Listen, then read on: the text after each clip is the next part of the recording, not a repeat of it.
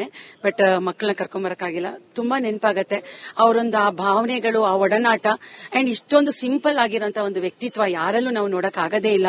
ಇಷ್ಟು ಒಂದು ದೊಡ್ಡ ಒಂದು ಲೆಜೆಂಡರ್ ಅವರು.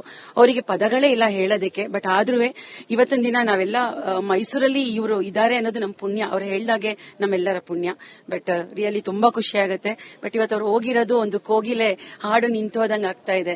ನಿಮ್ಗೆ ಗೊತ್ತು ಮೈಸೂರು ಸಾಂಸ್ಕೃತಿಕ ನಗರಿ ಅಂತ ಹೇಳಿ. ಆ ನಗರಿಯಲ್ಲಿ ಇವತ್ತು ಒಂದೆಲ್ಲೋ ಒಂದು ಮೈನಸ್ ಆಗೋಯ್ತು ಅನ್ನೋದು ನೋವು ತುಂಬಾ ಆಗ್ತಾ ಇದೆ. ಸೊ ಅವ್ರ ಆತ್ಮಕ್ಕೆ ಶಾಂತಿ ಸಿಕ್ಲಿ ಅಂತ ನಮ್ಮ ಪರವಾಗಿ, ಇಡೀ ಮೈಸೂರು ಜನತೆ ಪರವಾಗಿ ಹಾಗೂ ನಮ್ಮ ಕರುಣಾಮಯಿ ಪರವಾಗಿ ಕೇಳ್ಕೊಳ್ತೀನಿ ಸರ್. Thank you. ನಾನು ಅಮ್ಮವ್ರನ್ನ ಒಂದ್ 2-3 ಸಾರಿ ಭೇಟಿ ಮಾಡಿದೆ ಮೈಸೂರಲ್ಲಿದ್ದಾಗಲೇ. ಅಮ್ಮವರು ಪ್ರಶಸ್ತಿ ಬಗ್ಗೆ ಹಲವಾರು ಪ್ರಶ್ನೆಗಳು ಬರುತ್ತಲ್ಲ, ಅಮ್ಮವ್ರ ಹತ್ರ ಚರ್ಚೆ ಮಾಡ್ಬೇಕಾದ್ರೆ ಕೇಳಿದೆ. ಆ ಮಾತನ್ನ ಹೇಳಿದವರು, ಪ್ರಶಸ್ತಿನ ನಾನು ಹಾಡು ಹೇಳ್ಬೇಕಾದ್ರೆ ಕೊಟ್ಟಿದ್ರೆ ಚಂದ, ನಾ ಹಾಡು ನಿಲ್ಸಿದ್ಮೇಲೆ ಕೊಟ್ಟಿದ್ರೆ ಏನ್ ಪ್ರಯೋಜನ ಅನ್ನೋ ಒಂದು ಪದ ಹೇಳಿದ್ರು. ಅದು ಅಮ್ಮನ್ನ ಮನ್ಸಲ್ಲಿದ್ದಷ್ಟೇ. ಅದು ಯಾರೋ ತಿರಸ್ಕಾರ ಮಾರೆ ಅಂತ ಹೇಳ್ತಾರ ಆ ತರ. ಇವತ್ತು ಒಂದು ಬಿಗ್ ಲಾಸ್ ಇಡೀ ಹೊರಡಿಗೆನೆ, ಅದರಲ್ಲೂ ನಮ್ಮ ಇಂಡಿಯಾದಲ್ಲಿ ನಮ್ಮ ಕರ್ನಾಟಕದವ್ರಿಗಂತೂ ತುಂಬಾ ಮಿಸ್ ಮಾಡ್ಕೋತೀವಿ ಅಮ್ಮವ್ರನ್ನ. ನಮ್ಮ ಮೈಸೂರು ಸಾಂಸ್ಕೃತಿಕ ನಗರಿ ಹಂತದಲ್ಲಿ ಲೀನ ಆಗ್ತಾ ಇದಾರೆ. ಅವರ ಸ್ವರ ಸಾಮ್ರಾಟೆ, ಅವ್ರ ಸ್ವರ ಲೀನ ನಮ್ಮ ಮೈಸೂರಲ್ಲೇ ಆಗೋದ್ರಿಂದ ನಾವು ಮೈಸೂರಿಗರಾಗಿ ತುಂಬಾ ಜನ ಬರ್ತಾ ಇದಾರೆ. ನೀವು ನೋಡ್ತಾ ಇದ್ದೀರಾ, ಬಹಳ ದುಃಖ ತಪ್ತರಾಗಿ ಎಲ್ಲರೂ ವ್ಯವಸ್ಥೆ ಚೆನ್ನಾಗಿ ಮಾಡಿದ್ದಾರೆ. ತುಂಬಾ ವ್ಯವಸ್ಥೆಯಿಂದ ಚೆನ್ನಾಗಿ ಹೋಗ್ಬೋದು. ಎಲ್ಲ ಅಮ್ಮದು ಕಣಿಯ ನುಡಿಲು ತುಂಬಾ ಜನ ಸೇರಿದ್ದಾರೆ. ನಾವು ಅಲ್ಲಿಂದನೇ ಬಂದ್ವು. ಅಮ್ಮನ ಆತ್ಮಕ್ಕೆ ಸದ್ಗತಿ ಸಿಗ್ಲಿ ಅಂತ ಎಲ್ಲರ ಪರವಾಗಿ ಮೈಸೂರು ಜನತೆ, ಕರ್ನಾಟಕದ ಕೂಡ ಕೈ ಅವರ ಜನ್ಮಭೂಮಿ ಆಂಧ್ರ ಆದ್ರೂ ಕರ್ಮಭೂಮಿ ಕರ್ನಾಟಕ ಆಗೋಯ್ತು ಈಗ. ನಿಜವಾಗ್ಲೂ ಹೇಳೋದಾದ್ರೆ ತುಂಬಾ ಒಂದು ಅದ್ಭುತ ಶಕ್ತಿ ನಾವು ಕಳ್ಕೊಂಡ್ಬಿಟ್ಟಿವಿ. ನಾನು ಒಬ್ಬ ಗಾಯಕ. ಅವ್ರ ಹಾಡುಗಳೆಲ್ಲ ಕೇಳ್ಕೊಂಡು ಬೆಳೀತಾ ಇದ್ವಿ. ಎಂಥ ಘೋರ ಅನ್ಯಾಯ ಇದು ಅಂತ ಅನಿಸ್ತಾ ಇದೆ. ನಿಜವಾಗ್ಲೂ ಅವ್ರ ಹಾಡುಗಳು ಕೇಳ್ತಾ ಇದ್ರೆ ನನಗೆ ಈಗಲೂ ಕೂಡ ಮೈ ಮರೆಯೋ ರೀತಿ ನನಗೆ ತುಂಬಾ ಕಷ್ಟ ಆಗುತ್ತೆ. ಅವರು ಈಗ ದರ್ಶನ ಮಾಡಕ್ ಹೋಗ್ತಾ ಇದ್ದೀನಿ. ದೇವರು ಅವ್ರಿಗೆ ಅವ್ರ ಆತ್ಮಕ್ಕೆ ಶಾಂತಿ ಸಿಕ್ಲಿ. ನಮ್ಮ ಕರ್ನಾಟಕ ಜನತೆ ಅದು ನೋಡಿ, ಅವರು ಹುಟ್ಟಿದ್ದು ತಮಿಳುನಾಡು ಅಥವಾ ಆಂಧ್ರ ಇದೆ. ಅವರು ನಮ್ಮ ಕರ್ನಾಟಕದಲ್ಲಿ, ಅದು ಮೈಸೂರಲ್ಲಿ ನನ್ನ ಕಡೆಯಲ್ಲಿ ನನ್ನ ಇಲ್ಲಿರ್ಬೇಕು ಅಂತ ಆಸೆ ಪಟ್ರು. ಅದು ಎಂಥ ದೊಡ್ಡ ಮಾತು ನೋಡಿ. ನಮ್ಮ ಪುಣ್ಯ ಇವತ್ತು ಅವರ ದರ್ಶನ ಮಾಡ್ತಾ ಇದ್ದೀನಿ. ಅವರ ಆತ್ಮಕ್ಕೆ ಶಾಂತಿ ಸಿಗ್ಲಿ. ಧನ್ಯವಾದಗಳು ಸರ್. ಧನ್ಯವಾದ. ನಾನು ಆಕ್ಚುಲಿ ತಮಿಳಿಯನ್ನು, ನನ್ನ ಕನ್ನಡ ಕಲ್ತ್ಕೊಳ್ಳೋಕೆ ತುಂಬಾ ಇಂಟ್ರೆಸ್ಟ್ ಬಂದಿದೆ ಅವ್ರ ಹಾಡು ಕೇಳ್ಬಿಟ್ಟು. ಕನ್ನಡ ಹಾಡುಗಳು ಅವ್ರು ಕೊಡುವ ಎಕ್ಸ್ಪ್ರೆಷನ್ಸ್, ಮಾಡ್ಯುಲೇಷನ್ಸ್ ಅಷ್ಟೊಂದು ಚೆನ್ನಾಗಿರುತ್ತೆ. ಮತ್ತೆ ನಮ್ ತಾತ, ಅಪ್ಪ ಅಮ್ಮ, ನಾನು, ನನ್ ಮಗ, 5 ಜನರೇಷನ್ ಯಾರು ಸಿಂಗರ್ಸ್ ಇಷ್ಟೊಂದು ಫೆಮಿಲಿಯರ್ ಆಗಿಲ್ಲ. ಇವತ್ತು ಅವ್ರು ನಮ್ ಜೊತೆ ಇಲ್ಲ. ಫೋನ್ ಮಾಡುವಾಗ ಫೋನ್ ಎತ್ತು ಮಾತಾಡ್ತಾರೆ. ಮಿಸ್ ಕಾಲ್ ನೋಡ್ಬಿಟ್ಟು ಅವರೇ ಕಾಲ್ ಮಾಡ್ತಾರೆ. ಸೆಂದಿಲ್ ಬ್ಯಾಂಗ್ಳೂರ್ ಅಂತ ನೋಡಿದ ತಕ್ಷಣ ಅವರೇ ಕಾಲ್ ಮಾಡ್ತಾರೆ. MD ಕಣ್ಣ ಹರ್ಕ್ರೆ ನಲ್ಲ ಹರ್ಕಿಯ ತಮಿಳಲ್ಲಿ ಮಾತಾಡ್ತಾರೆ. ಇವತ್ತಿಲ್ಲ. ಮತ್ತೆ ಅವ್ರು ಹುಟ್ಟು ಬರ್ಬೇಕು. ಅದು ಒಂದೇ ಒಂದು ನಾನು ದೇವ್ರ ಹತ್ರ ಕೇಳ್ಕೊಳ್ಳೋದು. ಮತ್ತೆ ಯಾವತ್ತಾದ್ರೂ ಭೇಟಿ ಮಾಡಿದ್ರ? ತುಂಬಾ ಸತಿ, 5-6 ಸತಿ ಭೇಟಿ ಮಾಡಿ, ಫೋಟೋಸ್ ಎಲ್ಲ ಇದೆ. ಅವ್ರ ಜೊತೆನೆ ಕೂತ್ಕೊಂಡು ಊಟ ಮಾಡಿದೀನಿ.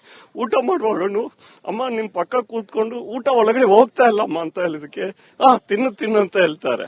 ಹಾಡುಗಳೇ ಆಡಿದೀನಿ ಅವ್ರ ಮುಂದೆನೆ. ವಾಯ್ಸ್ ಚೆನ್ನಾಗಿದೆ, ಇನ್ನು ಸ್ವಲ್ಪ ಇಂಪ್ರೂವ್ ಮಾಡ್ಬೇಕು ಎಲ್ಲ ಹೇಳ್ತಾರೆ. ಇವತ್ತಿಲ್ಲ, ಬಟ್ ಮತ್ತೆ ಹುಟ್ಟು ಬರ್ತಾರೆ. ಮತ್ತೆ ಬೇಗ ಬರ್ಬೇಕು. ಅದು ಒಂದೇ ನಾನು ಕೇಳ್ಕೊಳ್ಳೋದು. ಸಾಕಷ್ಟು ನೆನಪುಗಳಿವೆ ನಿಮ್ಗೆ. ಇನ್ನು ಮುಂದೆ ಅವರೇ ನೆನಪಾಗೋದ್ರು. ಈಗ ಎಷ್ಟೊಂದ್ ಜನ ಹೆಸರನ್ನೇ ಚೇಂಜ್ ಮಾಡ್ಕೊಂಡಿದ್ದಾರೆ. ಜಾನಕಿ ರಾಮನ್, ಜಾನಕಿ ಸತ್ಯ ಅಂತೆಲ್ಲ ಚೇಂಜ್ ಮಾಡ್ಕೊಂಡಿದ್ದಾರೆ. ಅದನ್ನು ನಾನು ಹೇಳಿದೀನಿ. ನಾನು ಯಾವಾಗ ಫೋನ್ ಮಾಡುವಾಗ ಹೇಳ್ತೀನಿ ನಾನು, ಅಮ್ಮ ನಿಮ್ಗೆ 200 ವರ್ಷ, ಯೂಶಲಿ ಯಾರು ನಾವು ಎಲ್ಡರ್ಸ್ ಮಾತಾಡುವಾಗ 100 ವರ್ಷ ಚೆನ್ನಾಗಿರ್ಬೇಕಂತ ಹೇಳ್ತೀವಿ. ನೀವು ಎಸ್ ಜಾನಕಿ ಇನ್ನೂ 100 ವರ್ಷ ಎಕ್ಸ್ಟ್ರಾ. ನಗ್ತಾರೆ ಅವರು. ನಗ್ಬಿಟ್ಟು ಇವತ್ತು 88 ಅಲ್ಲಿ ಹೋಗಿದ್ದಾರೆ. ಮನ್ಸ್ ಕೇಳ್ತಾ ಇಲ್ಲ ಸರ್. ಮತ್ತೆ ಹುಟ್ಟು ಬರ್ಬೇಕು. ಅದೊಂದೇ ಒಂದು ನಾನು ಕೇಳ್ಕೊಳ್ಳೋದು. ಅವ್ರು ಇಲ್ಲೇ ಇದ್ದಾರೆ, ನಮ್ ಜೊತೆನೇ ಇದ್ದಾರೆ. ಏನು ಮಾತಾಡಕ. ತುಂಬಾ ಥ್ಯಾಂಕ್ಸ್. ನಾವು ರಜನಿಕಾಂತ್ ಫ್ಯಾನು. ಅವರು ದಳಪತಿ ಫಿಲಂ ಅಲ್ಲಿ ಚಿನ್ನ ತಾಯಿವಲ್ ಸಾಂಗ್ ಆಡಿರ್ತಾರೆ. ಅದು ಎಂದಿಗೂ ಮರೆಯಕ್ಕಾಗಲ್ಲ. ನಮ್ಮ ಹೃದಯದಲ್ಲಿ ಎಂದಿಗೂ ಹಾಡು ಆಡ್ತಾನೆ ಇರುತ್ತೆ. ಅವರು ನಮ್ಮಲ್ಲಿ ಯಾವಾಗ್ಲೂ ಪ್ರೀತಿಯಿಂದ ಅವ್ರು ನಮ್ಮ ಮನಸ್ಸಲ್ಲಿ ಇರ್ತಾರೆ. ಅದು ಎಂದಿಗೂ ಅದು ಚೆನ್ನಾಗಿರುತ್ತೆ. VIP ಮೂವಿ ಅದ್ ಬಿಟ್ರೆ ಪಡಿಕಾದವನಲ್ಲಿ ಅದು ತುಂಬಾ ಚೆನ್ನಾಗಿರುತ್ತೆ ಸಾಂಗ್. ನಾ ಪೋನ ಪಿನ್ನುಂ ನೀ ಆಡ ವೇಂಡುಂ ಇಂದನ್ ಮೂಚಿಲ್ ಎನಕುಲ್ಲು ಉಂಡು ತಾಯೇ. ಮಕ್ಕಳು ವಯಸ್ಸಲ್ಲೂ ಕೂಡ ಆಡ್ತಿದ್ರು ಸರ್ ಜಾನಕಿ ಅಮ್ಮ ಅವರು. ಹೌದು ಸರ್, ಜಾನ್ಕಮ್ ಅವರು ಸಣ್ಣ ವಯಸ್ಸಿನ ಚಿಕ್ಕ ಮಗು ಹಾಡು ಹಾಡಿದ್ದಾರೆ, ಹಿರಿಕರಾದ್ಮೇಲೆ ಹಾಡಿದ್ದಾರೆ. ನನ್ಗೊಂದು 4 ತಿಂಗಳ ಹಿಂದೆ ಫೆಬ್ರವರಿ ತಿಂಗಳಲ್ಲಿ ಅವರನ್ನ ಭೇಟಿ ಮಾಡುವಂತ ಅವಕಾಶ ಸಿಕ್ಕಿತ್ತು ನನಗೆ. ಅವ್ರನ್ನ ಕಳ್ಕೊಂಡು ನಮ್ಗೆ ತುಂಬಾ ನಷ್ಟ ಆಗಿದೆ. ಕನ್ನಡ ಚಿತ್ರರಂಗಕ್ಕೆ 20ಕ್ಕೂ ಹೆಚ್ಚು ಭಾಷೆಗಳಲ್ಲಿ ಹಾಡಿದ್ದಾರೆ. ಕನ್ನಡದಲ್ಲೇನೆ ಸರಿಸುಮಾರು 10,000ರಿಂದ 15,000 ಹಾಡುಗಳು ಹಾಡಿದ್ದಾರೆ ಸರ್. ವಿಷಯ ಗೊತ್ತಾಗ್ಲಿಂದಾನೆ ರಾತ್ರಿ ಪೂರ್ತಿ ನಿದ್ದೆ ಬಂದಿಲ್ಲ ನನಗೆ. ಸೊ ಅವ್ರನ್ನ ನೋಡೋಣ ಅಂತ ಬಂದಿದೀವಿ ನಮ್ಮ ತಾಯಿ ಜೊತೆಗೆ. ಅವರೇ ಹಾಡಿದ್ರು ದೇವರ ಆಟ ಬಲ್ಲವರು ಯಾರು ಅಂತ. ಸರ್ 4 ತಿಂಗಳಿಂದ ಅವ್ರು ಭೇಟಿ ಮಾಡಿದಾಗ ತುಂಬಾ ಹೃದಯದಿಂದ ಆಶೀರ್ವಾದ ಮಾಡಿ ಕಳಿಸಿದ್ರು. ಈಗ ಅವ್ರನ್ನ ಕಳ್ಕೊಂಡಿದ್ದು ತುಂಬಾ ದುಃಖ ಆಗ್ತಿದೆ ಸರ್. ಏನ್ ಹೇಳಕ್ ಪದಗಳೇ ಇಲ್ಲ ಸರ್, ನಿಜವಲ್ಲೂ ತುಂಬಾ ಬೇಜಾರಾಗ್ತಾ ಇದೆ. ಅವ್ರ ಹಾಡುಗಳನ್ನ ಸಣ್ಣ 3 ವರ್ಷದಿಂದಲೂ ಕೇಳ್ಕೊಂಡು ಬಂದಿರೋದು, ಹಾಡ್ತಿರೋದು ನಾವು. ನಾನು ಸ್ವಲ್ಪ ಹಾಡ್ತೀನಿ, ಬಹಳ ಬೇಜಾರಾಗ್ತದೆ. ಹೇಳಕ್ ಏನೂ ಇಲ್ಲ. ಅದು ಅಮೂಲ್ಯವಾದ ಒಂದು ರತ್ನ ಅಷ್ಟೇ, ಇನ್ನೇನು ಹೇಳಕ್ಕೆ ಆಗಲ್ಲ. ಹೇಳಿ, ನೀ ಎಲ್ಲಿಂದ ಬಂದಿದ್ದೀರಾ? ಮೈಸೂರೇ, ಅವ್ರ ಮನೆ ಹತ್ರನೇ ನಮ್ಗೆ ಮನೆ ಇದ್ದಿದ್ದು. ಬಟ್ ಅವ್ರನ್ನ ನೋಡಕ್ಕಾಗ್ಲಿಲ್ವಲ್ಲ ಅನ್ನೋದೇ ಬಹಳ ಬೇಸರ. ನಾವು ಅವ್ರ ಮನೆ ಹತ್ರನೇ ಮನೆ ಇತ್ತು. ನಾವು ಅವ್ರ ಹಾಡುಗಳನ್ನ ಹಾಡ್ಕೊಂಡ್ ಬಂದ್ರು. ನಾನು ಸಿಂಗರ್ ಆಕ್ಚುಲಿ. ಅವ್ರ ಹಾಡುಗಳನ್ನ ಕೇಳ್ಕೊಂಡು ಅವ್ರ ಹಾಡುಗಳಲ್ಲೇ ನಾವು ಜೀವನ ಮಾಡ್ತಿದೀವಿ ಅಂದ್ರೆ ತಪ್ಪಾಗಲ್ಲ. ಅಷ್ಟು ಅಭಿಮಾನ ಇವತ್ತು. ಅದ್ರಲ್ಲೂ ಅವ್ರು ಹಾಡಿರೋ ಹಾಡು ನಿಜ ಹೇಳುವೆನೋ, ಅಮ್ಮ ನಿನ್ನ ಕಂಡರ ಪ್ರೀತಿ, ಈ ತರದ ಹಾಡುಗಳು ಬಹಳ ಬಹಳ ಪ್ರಿಯವಾದ. ಅವ್ರ ಬೇಬಿ ವಾಯ್ಸ್ ಅಲ್ಲಿ ಹಾಡೋ ಹಾಡುಗಳು ಅಂದ್ರೆ ಬಹಳ ಅಚ್ಚುಮೆಚ್ಚು ನನಗೆ. ಅವ್ರ ಹಾಡುಗಳನ್ನ ಹಾಡ್ಕೊಂಡು ಅವರ ಅಭಿಮಾನಿಗಳು ಅಂದ್ರೆ ನಾಟ್ಯ ಸ್ವರಾಂಜಲಿ ಸಂಗೀತ ಸ್ಕೂಲ್ ಅಂತ ಒಂದು ಸಂಗೀತ ಸ್ಕೂಲ್ ನಡೆಸ್ತಾ ಇದ್ದಾಳೆ ಇವಳೆ ಪ್ರೊಪರೇಟರ್. ಸರ್, ಒಬ್ಬ ಗಾಯಕರಾದವ್ರಿಗೆ ಒಂದು ಸಾಂಗ್ ನ ಮಾಡ್ಯುಲೇಷನ್ ಮಾಡಿ ಹಾಡೋದೇ ಚಾಲೆಂಜ್. ಆದ್ರೆ ಬೇರೆ ಬೇರೆ ಮಕ್ಕಳು ಅವರು ಅಷ್ಟು ವಯಸ್ಸಲ್ಲೂ ಕೂಡ ಚಿಕ್ಕ ಮಕ್ಕಳಿಗೆ ಧ್ವನಿ ಕೊಟ್ಟಿದ್ರು. ಹೌದೌದು, ಅವ್ರ ವಾಯ್ಸ್ ಅಲ್ಲಿ ಹಾಡಿರೋ ಅಂದ್ರೆ ತುಂಬಾ ಮಕ್ಕಳ ಹಾಡೋ ಹಾಡುಗಳ ಮಿಮಿಕ್ರಿ ಮಾಡೋ ಹಾಡುಗಳಿದೆಯಲ್ಲ, ಅದು ಬಹಳ ಆಸೆ. ಅದನ್ನ ನಾನು ಬಹಳ ಪ್ರಯತ್ನ ಪಡ್ತಾ ಇರ್ತೀನಿ ಹಾಡಕ್ಕೆ. ಸ್ಟೇಜ್ ಮೇಲೆ ಕೂಡ ಹಾಡ್ತಿರ್ತೀವಿ. ಸೊ ಇವತ್ತು ಅವ್ರನ್ನ ಕಳ್ಕೊಂಡಿದೀವಿ ಅಂತಂದ್ರೆ, ಮೈಸೂರಲ್ಲಿ ಇದ್ಕೊಂಡು ನಾವು ಅವ್ರನ್ನ ಪ್ರತಿದಿನ ನೋಡಕ್ ನಮ್ಗೆ ಅವಕಾಶಗಳು ಸಿಗ್ಲಿಲ್ಲ. ಅವ್ರು ಇದಾರೆ ಅಂತ ನಮ್ಗೆ ಗೊತ್ತೇ ಇಲ್ಲ ಇಲ್ಲಿದ್ದಾರೆ ಅಂತ.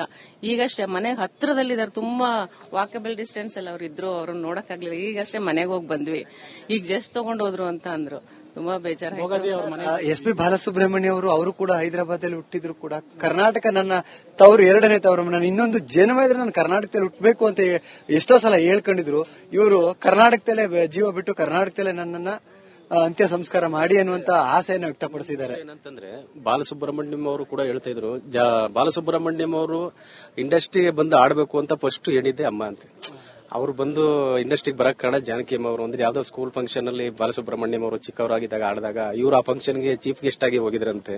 ಅವಾಗ ಜಾನಕಿ ಅಮ್ಮ ಅವರು ಇವ್ರ ವಾಯ್ಸನ್ನ ಕೇಳ್ಬಿಟ್ಟು ನೀವು ಸಿನಿಮಾಗೆ ಬಂದು ಯಾಕೆ ಆಡಬಾರದು ಅಂತ ಕೇಳಿದಕ್ಕೆ ಅವರು ಬಾಲಸುಬ್ರಹ್ಮಣ್ಯಂ ಅವ್ರನ್ನ ಚಿತ್ರರಂಗಕ್ಕೆ ಪರಿಚಯ ಮಾಡಿಸಿದ್ರಂತೆ. ಯಾಕಂದ್ರೆ ನನಗೂ ಕೂಡ ಬಾಲಸುಬ್ರಹ್ಮಣ್ಯಂ ಜಾನಕಿ ಬಂದ್ರು ಬಹಳ ಇಷ್ಟ. ನಮಗೆ ಅವರು ತುಂಬಾ ಬಾಲಸುಬ್ರಹ್ಮಣ್ಯಂ ಅವರು ಹೋದಾಗ್ಲೇ ನಮಗೆ ದುಃಖ ತಡೆಯಕ್ಕಾಗ್ಲಿಲ್ಲ. ಯಾಕಂದ್ರೆ ನಾವು ಕೂಡ ಒಂದೊಂದು ಪ್ರೋಗ್ರಾಮ್ಗಳಲ್ಲಿ ಒಂದು ಹಾಡುಗಳನ್ನ ಆಡ್ತಾ ಇರ್ತೀವಿ ಹೋದಾಗ.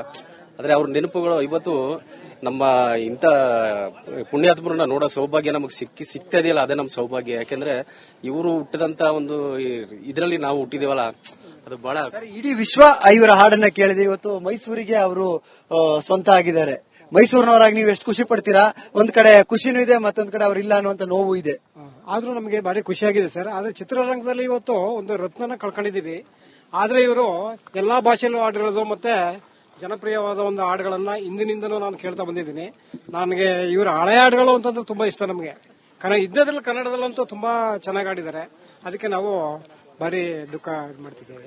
ನೀವು ಎಷ್ಟು ಮಿಸ್ ಮಾಡ್ಕೊತೀರಿ? ಮೈಸೂರಿನಲ್ಲೇ ಇದ್ರು, ಮೈಸೂರಿನಲ್ಲೇ ಈಗ ಅವರು ಕೊನೆಯ ಉಸಿರು ಎಳೆದಿದ್ದಾರೆ. ತುಂಬಾ ಇಷ್ಟ. ಆದ್ರೂ ಮಕ್ಕಳು ತರನೇ ಆಡಿ, ಅಯ್ಯೋ ತುಂಬಾ ಅವ್ರ ವಾಯ್ಸ್ ಅಂದ್ರೆ ನಮ್ಗೆ ಬಹಳ ಇಷ್ಟ. ಹಂಗಾಗಿ ಒಂದ್ ಸ್ವಲ್ಪ ದುಃಖನೂ ಆಗುತ್ತೆ, ಖುಷಿನೂ ಆಗುತ್ತೆ. ಮೈಸೂರು